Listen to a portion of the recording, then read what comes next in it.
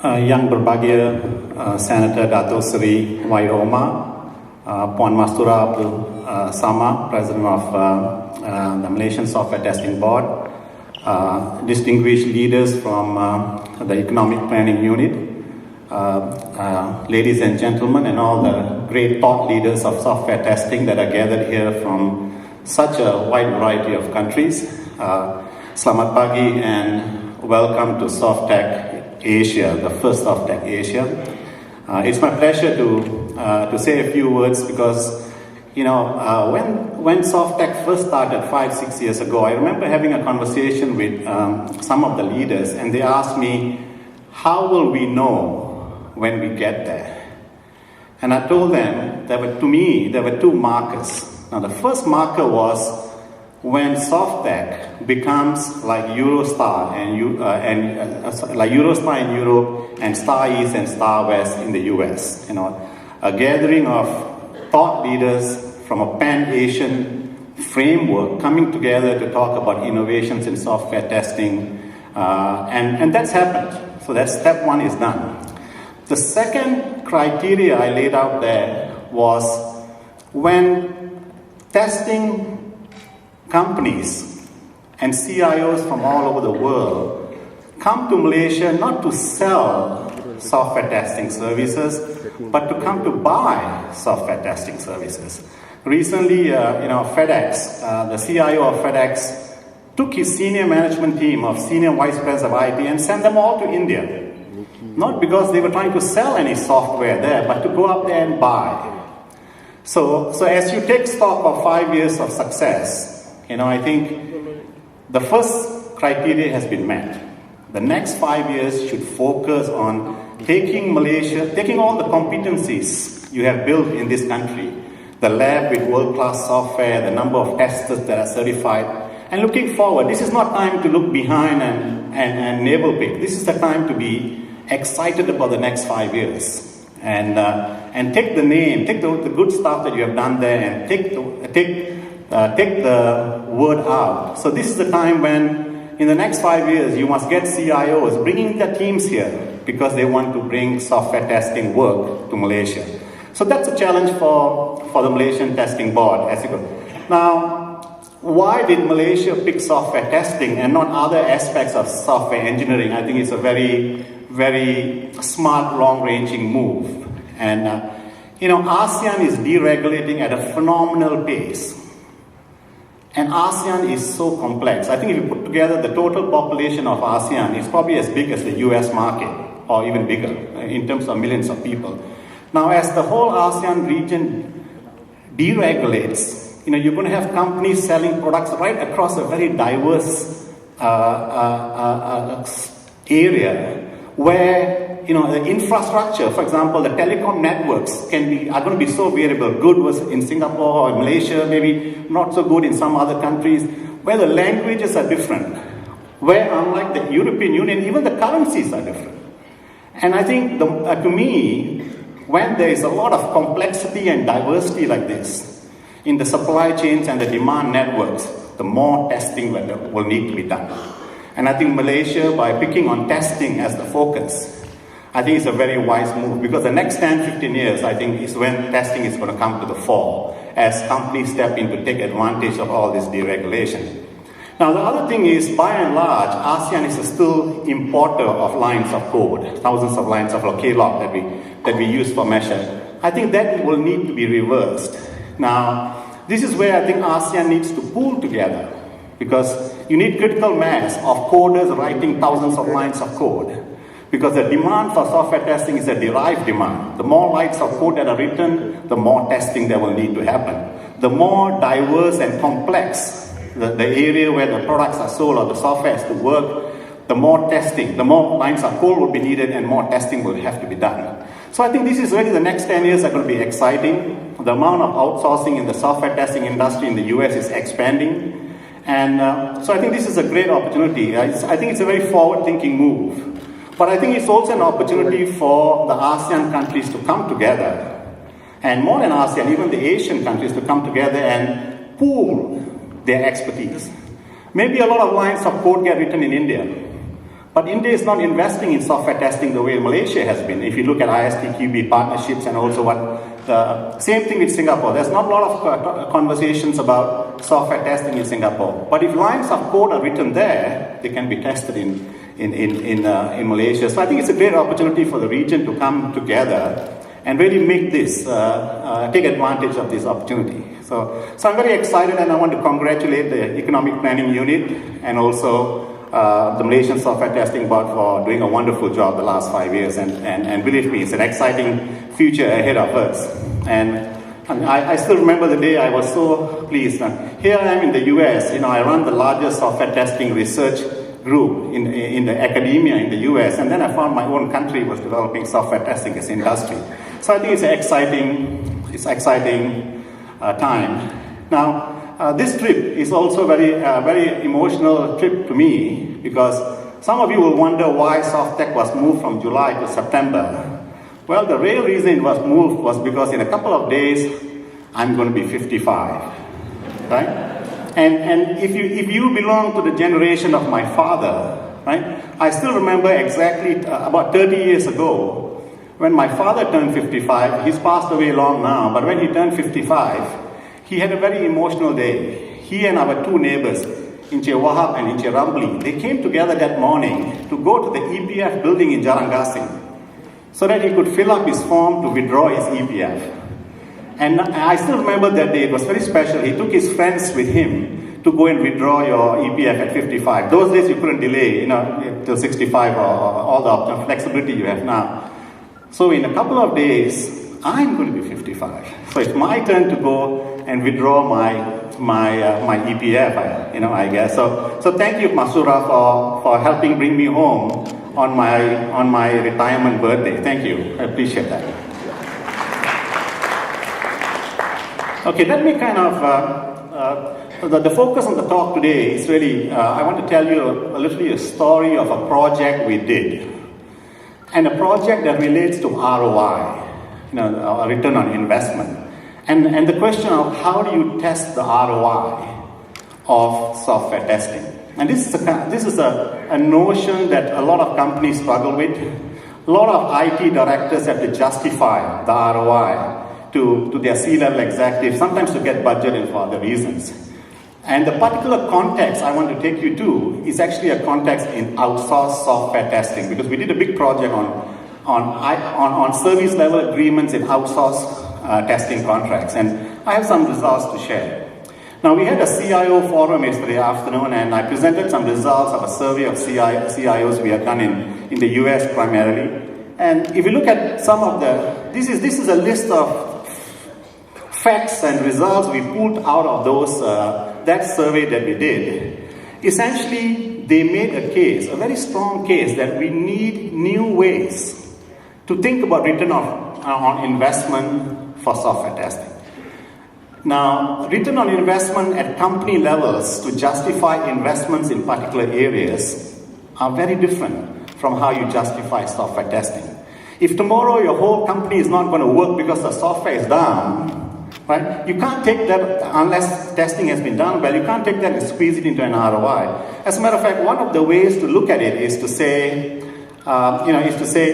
even in software development budgets, the more we can separate out the dollars, the investment that has to be made for testing, as against for development, the better business executives will get used to making investments in software quality. I think that point is a really, really important one. Now, then there's this notion of chargeback. You spend so much on testing, who must pay for it? Should it be the development group you charge back to?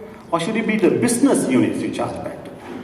So I think chargeback is going to be ultimately going to determine the future of testing groups in large corporations, especially large corporations that are squeezed from a cost accounting perspective. Now, the other point I want to emphasize in this list is the second last point up there. When you're doing ROI analysis for software testing, you must tie it to risk coverage. A company cannot be thinking and saying, look, I have 5 different options here, where do I invest? Now, that's not how you think about ROI in software testing. Now, the other point I will make about all this is ROI, there's been a tendency in our field to take ROI upwards and say, let's do an ROI for the country. How many defects does this country has, or for this testing group, what's the ROI given the investment? That's the wrong direction to go in. The direction to go in for ROI testing is actually downwards. It's actually into the world of unit testing. Unit costs of different testing activities. Some of you may know the term ABC, activity-based costing. In other words, every single activity in testing, you need some kind of a cost tied to it. And that's where you do the ROI. Rather than going up, go micro. And I'll talk about these things based on our projects. Now, essentially, we do ROI analysis. This is just kind of a quick analysis for those of you who don't have a background. You can improve your ROI by increasing your income, reducing your expenses, or reducing the asset base on which it's calculated. There was a survey of CIOs done that said that senior executives are not looking so much at the numbers, but they're looking at the intangibles. How do you measure the intangibles of both the revenues and the costs? And sometimes the story is bigger there than in the actual numbers itself for ROI calculations. Now the other big factor that has to be relevant to our discussion today is when you do ROI, you can do it for on a cost center, a profit center, or an investment center. What exactly is the unit of analysis? And this is where I'm arguing the unit of analysis for ROI calculations in testing is more micro rather than macro. And I think that's really a key factor to think about as we move forward. Now, there are many reasons why organizations do ROI, and some reasons are more important than others. And critically, like at the point I made just now is, we shouldn't be thinking about ROI in terms of evaluating a range of investment options in testing. Rather, it is tied to risk coverage. We are going to do this because there's a risk involved. And I think those are some of the, so in other words, to put it differently, the key here is goal. What is the goal of your ROI? You figure that out. If you can figure out the goal, then the analysis becomes much easier. Now, ROI is difficult to do, and it only captures one dimension of the total testing performance.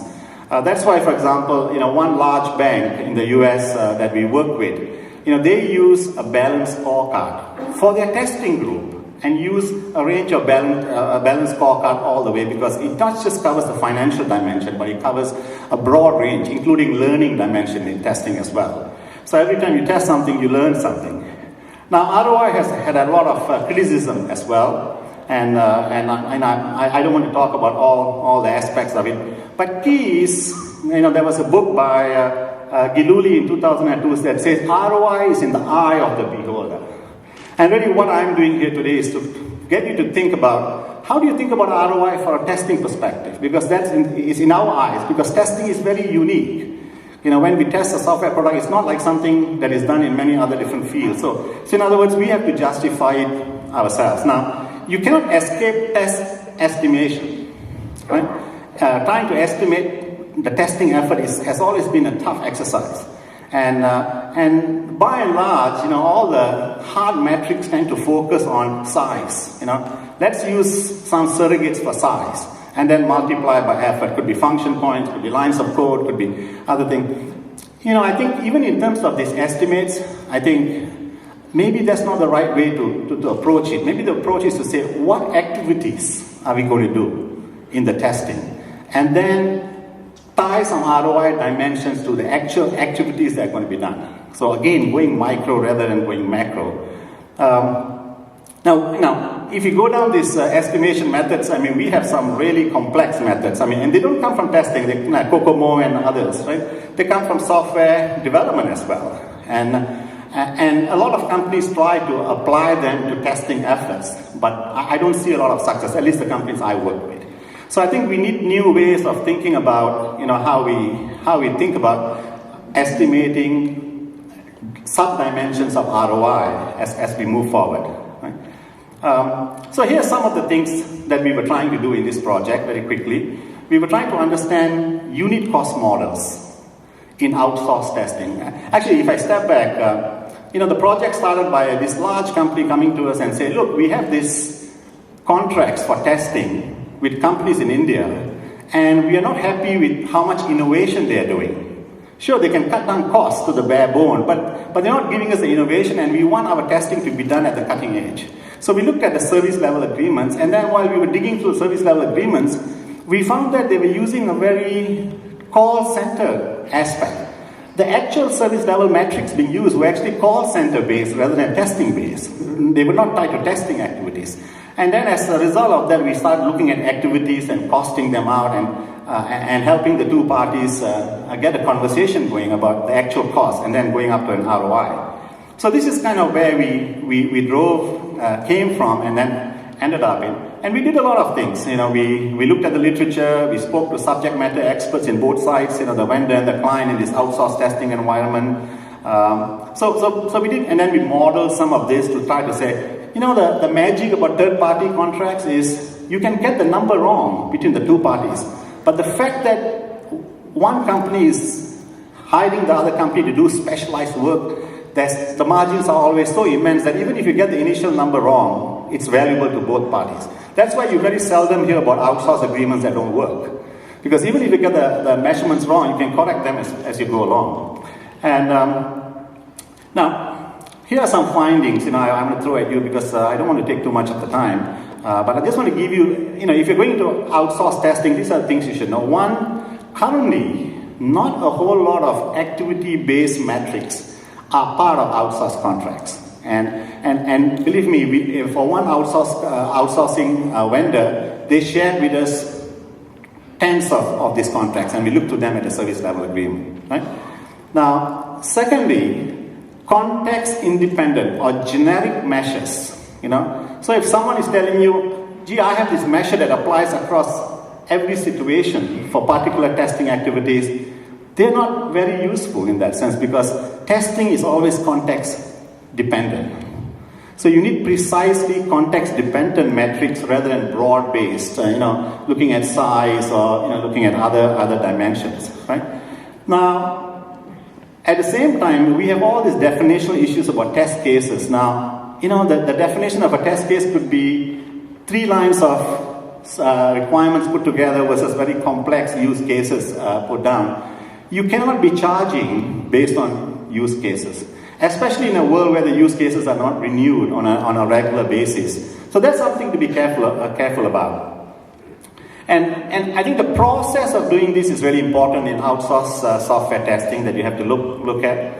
And at the same time, you don't want to get so stuck up with the metrics that you forget that ultimately it's a partnership between two large organizations in the technology business. So that's really important as well.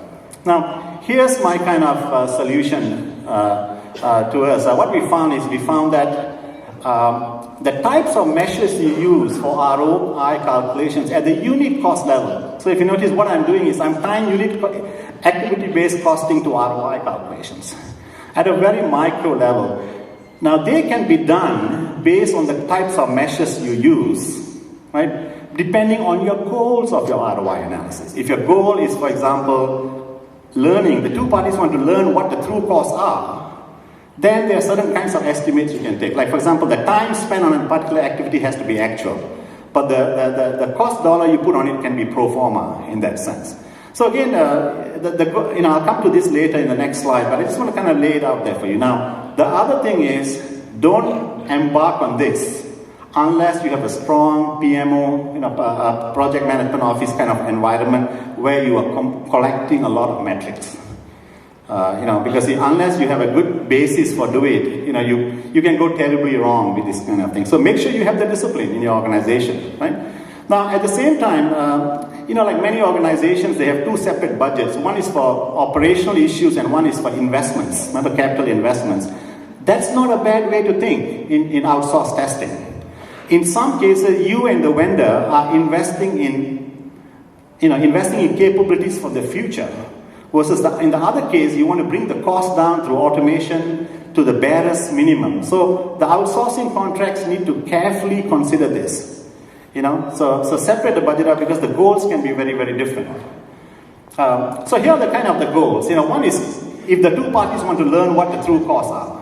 The second thing would be just planning. Remember, the vendor wants to know how many bodies. Do I need 100 testers or 4,000 testers? So before he or she makes that commitment, they need to some kind of a planning basis. Now in that case, you set the rates up in front, but you don't use actual hours, you use the expected use of testing resources. That means the two parties must communicate and agree, this is the expected level. And then base the pricing on the expected use. Now it could be, if your goal is financing, then you have to, the cost that you use is not pro forma, it's actually what we call the average unit cost. And again, you need good measures of that for the activities. And then you, so the unit cost rates are known in advance, but then the actual use of the resources is billed by the actual use of resources. Finally, the strategic control. Now, strategic control is very important. What is your goal?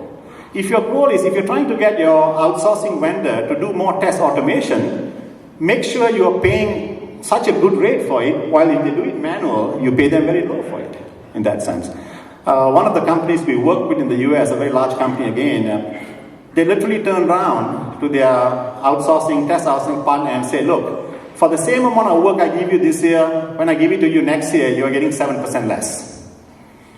And if you have a problem with that, go automate. Can you see what I mean? Because we don't just want to buy cheap bodies from you. I mean, we want you to be at the cutting edge in terms of test automation. Now, that's the other way of doing it. But the key would be the pricing that you put down in outsourcing contract is a function of what your strategic goals are. So again, figuring out your goals, tying to activity-based costing for every single activity that you do, and then doing ROI measurements, at a very micro level. I think that's the future. I mean, that's the way outsourcing contracts for testing services are going to be. So here's kind of a short summary of this, right? So go micro rather than go macro, right? Now, and if those of you who think that activity-based costing is not going to hit us in this industry, no, it's going to be really big in the future. So thank you and congratulations to the organizers for a wonderful event.